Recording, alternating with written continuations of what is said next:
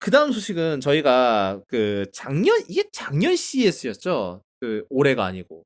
자가 업그레이드가 가능한 노트북 얘기를 했었어요. 이게 자가 업그레이드가 단순히 뭐 메모리 갈고 SSD 가는 수준이 아니라 안에 CPU를 데스크탑 CPU를 써서 아예 소켓형이어서 아예 CPU를 갈아버릴 수 있고 뭐 그래픽 카드도 나중에 업그레이드 할 수 있을 거다라는 식의 에일리언웨어 노트북이 있었어요.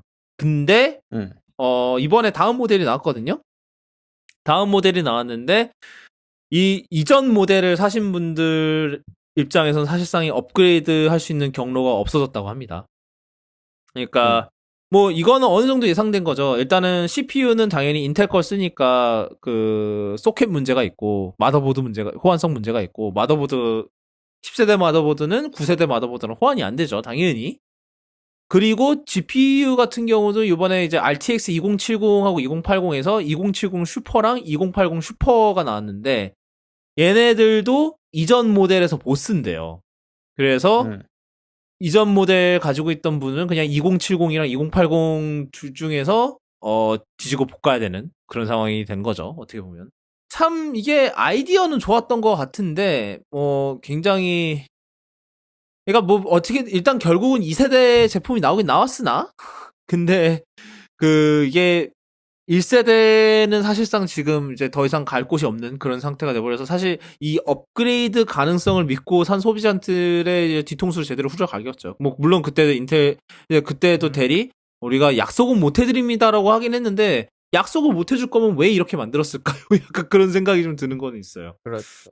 물론 이제 더버지 기사의 댓글을 보니까 if possible 그러니까 된다면 해주겠다라고 항상 얘기를 했어요. 그래서 이 된다면 단서를 붙였기 때문에 안 되면 뭐 어쩔 수 없다는 거고 그게 현실이 되어버린 거고요. 뭐 예상 가능했습니다만. 그리고 이게 DGFF라고 했어요. 이 뭐냐 이 폼팩터를요. 그 대리 DGFF라고 했는데 이걸 알고 보니까 Don't give a factor다. 아, 네. 참 실제로 그렇게 돼 버렸죠.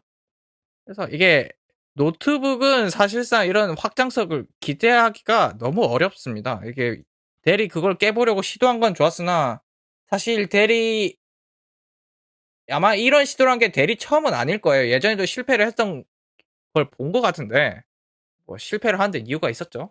어. 그래서 뭐 좀 안타깝긴 하지만 근데 이제 어떻게 보면 예상됐던 엔딩이기도 하고 근데 이제 2세대 제품을 내놓긴 했는데 과연 살까요 사람들이 이렇게 1세대 사람들이 이렇게 등쳐먹어 놨는데 과연 그걸 보고 살지 그걸 모르겠네요 솔직히. 아마 안 살 것 같은데. 한번 엿 먹었는데 또 먹고 싶진 않을 거잖아요. 그렇죠. 맛있는 엿도 아니고.